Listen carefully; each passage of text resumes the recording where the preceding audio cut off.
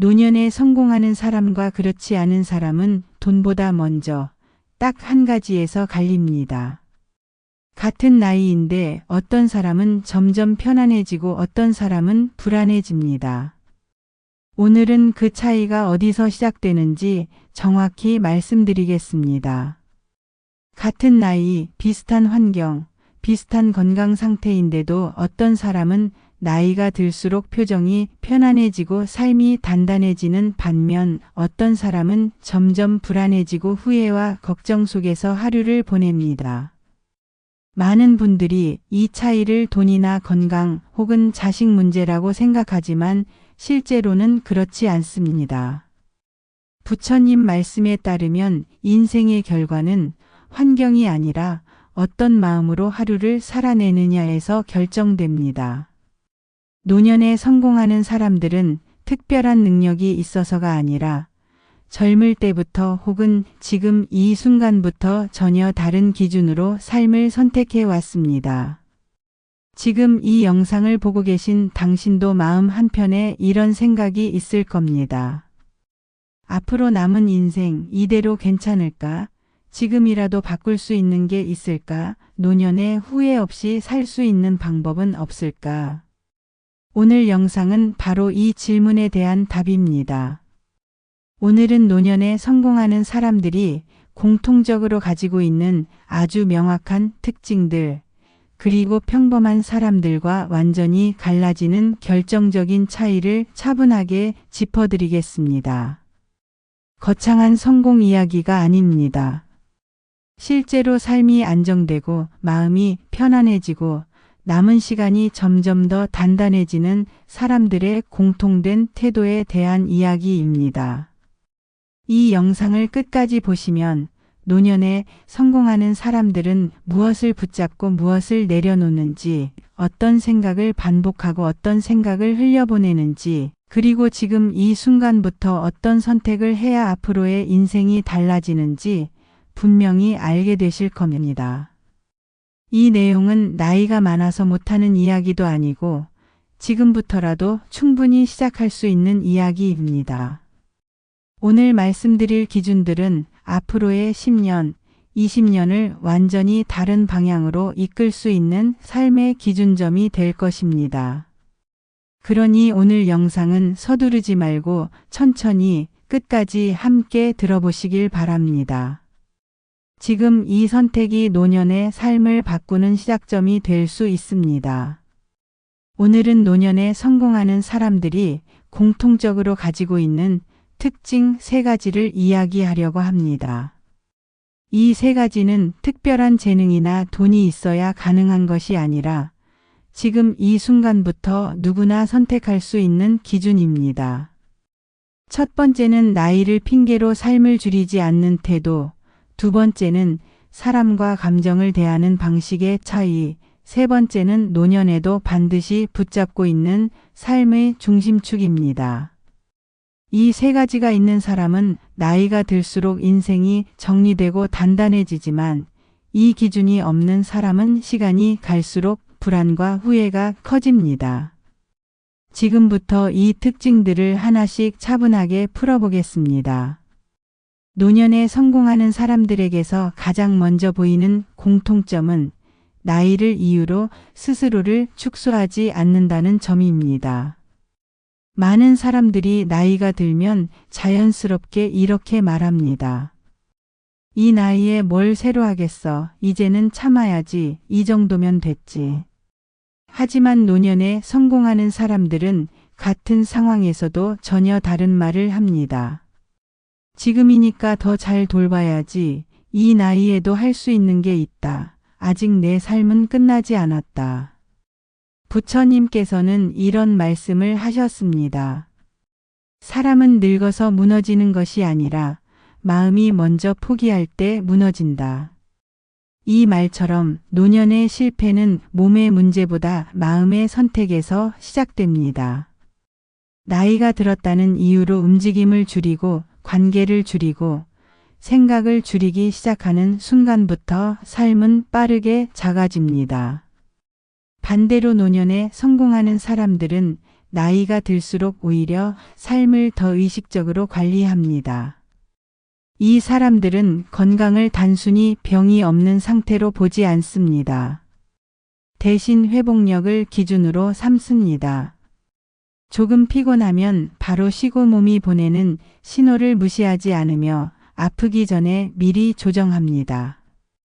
아침에 햇빛을 받는 시간, 하루에 짧게라도 걷는 시간, 잠들기 전 몸과 마음을 풀어주는 루틴을 꾸준히 지킵니다. 이 작은 차이가 몇 년 뒤에는 엄청난 격차를 만듭니다. 또 하나 중요한 차이는 배움에 대한 태도입니다. 노년에 성공하는 사람들은 이제 배울 나이는 지났다라는 말을 하지 않습니다. 대신 지금은 다르게 배운다고 생각합니다. 빠르게 많이 배우는 것이 아니라 천천히 반복하며 자기 삶에 맞게 흡수합니다. 새로운 기술이든 새로운 생각이든 혹은 마음을 다스리는 방법이든 배움을 멈추지 않는 사람은 생각이 굳지 않고 삶의 흐름을 따라갈 수 있습니다. 반면 노년에 실패하는 사람들의 공통점은 명확합니다. 나이를 이유로 선택지를 줄이고 스스로에게 허락하지 않는 것입니다. 움직이지 않아도 되는 이유를 찾고 관계를 피해야 할 이유를 만들고 변화하지 않아도 될 명분을 쌓습니다. 이 과정에서 삶은 점점 단조로워지고 불안과 후회는 더 커집니다. 노년에 성공하는 사람들은 나이를 극복하려 하지 않습니다. 대신 나이에 맞게 삶의 방식을 조정하면서도 삶의 크기는 줄이지 않습니다. 이것이 첫 번째이자 가장 중요한 특징입니다. 이 기준 하나만 달라져도 노년의 방향은 완전히 바뀝니다. 노년에 성공하는 사람의 두 번째 특징, 사람을 줄일 줄 안다. 노년에 성공하는 사람들은 인간관계를 넓히는 데 힘을 쓰지 않습니다. 대신 사람을 정리할 줄 아는 지혜를 가지고 있습니다. 젊을 때는 사람의 수가 힘이 되기도 하지만 노년에는 그렇지 않습니다. 사람의 수가 많을수록 마음은 더 복잡해지고 감정 소모는 커지며 삶의 중심은 흐려집니다. 부처님께서는 이렇게 말씀하셨습니다. 번뇌는 사람 사이에서 자라난다. 이 말은 사람을 끊으라는 뜻이 아니라 관계를 다루는 방식을 바꾸라는 뜻입니다. 노년에 성공하는 사람들은 이 가르침을 아주 현실적으로 적용합니다. 이들은 관계를 의무로 유지하지 않고 에너지 기준으로 정리합니다. 만나고 나면 기운이 빠지는 사람, 늘 과거 이야기와 불평만 반복하는 사람, 감정적으로 휘둘리게 만드는 사람과는 자연스럽게 거리를 둡니다. 싸우지 않고 설명하지 않고 조용히 빈도를 줄입니다. 이것은 냉정함이 아니라 자기 삶을 지키는 선택입니다. 반대로 함께 있으면 마음이 안정되고 말하지 않아도 편안한 사람과의 관계는 더 소중히 다룹니다. 노년에 성공하는 사람들은 또 하나의 공통점이 있습니다. 혼자 있으면서도 외롭지 않을 줄 안다는 점입니다. 이들은 혼자 있는 시간을 실패로 여기지 않습니다. 오히려 혼자 있는 시간을 통해 마음을 정리하고 감정을 가라앉히고 생각을 다듬습니다. 부처님 수행의 핵심도 결국은 고요 속에서 자신을 보는 것입니다. 이 고요를 견디지 못하는 사람은 관계에 매달리고 그 관계가 다시 번뇌를 키웁니다. 또 하나 중요한 차이는 가족과의 거리입니다. 노년에 성공하는 사람들은 자식과의 관계에서도 지나친 기대를 내려놓습니다. 기대가 클수록 실망은 커지고 실망은 서운함으로 남습니다. 이들은 자식을 삶의 전부로 두지 않고 자식은 자식의 인생이 있다는 사실을 받아들입니다.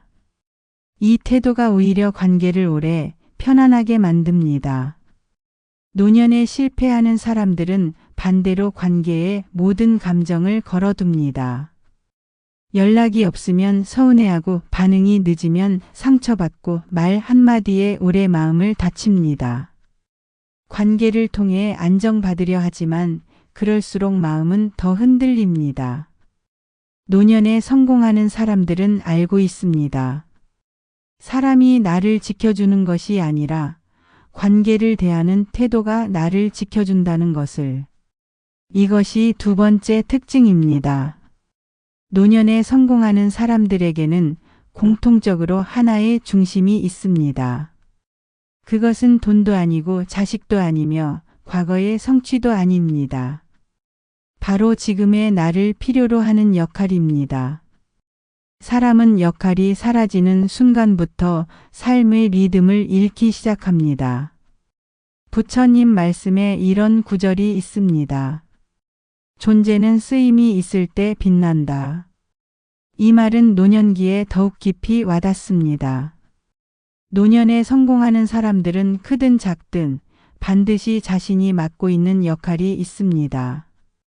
그 역할은 대단할 필요가 없습니다. 동네 모임에서 약속을 챙기는 일, 가족 중 누군가의 산책 파트너가 되는 일, 일주일에 한 번 도서관이나 복지관에서 돕는 일, 혹은 손주에게 책을 읽어주는 시간. 이런 작은 역할 하나가 하루의 이유가 되고 삶의 방향이 됩니다. 이 역할이 있는 사람은 아침에 일어날 이유가 있고 몸을 움직일 이유가 있고 마음을 다잡을 이유가 있습니다. 반대로 아무 역할도 없는 사람은 하루가 길어지고 생각은 과거로만 향하고 마음은 쉽게 가라앉습니다. 이것이 노년 우울의 시작입니다. 노년에 실패하는 사람들은 종종 이렇게 말합니다. 이제 내가 할 일은 없다. 하지만 노년에 성공하는 사람들은 이렇게 생각합니다. 지금 나에게 맞는 일이 있다. 이 차이는 삶 전체를 갈라놓습니다. 역할이 있다는 것은 누군가에게 인정받는다는 뜻이 아니라 내가 아직 삶에 참여하고 있다는 감각입니다. 또 하나 중요한 점은 이 역할을 통해 베푸는 마음, 즉 보시가 자연스럽게 생긴다는 것입니다. 부처님께서 말씀하신 보시는 물질만을 의미하지 않습니다. 시간, 관심, 존재 자체를 나누는 것도 보시입니다. 이 보시가 쌓일수록 마음은 단단해지고 삶은 안정됩니다. 70대 중반에 한 어르신이 계셨습니다. 특별한 재산도 큰 명예도 없었지만 이분의 얼굴에는 늘 편안함이 있었습니다. 이유를 묻자 이렇게 말씀하셨습니다. 일주일에 한 번 도서관에 가서 아이들 책 정리하는 게 내 일입니다. 그날만 기다려요.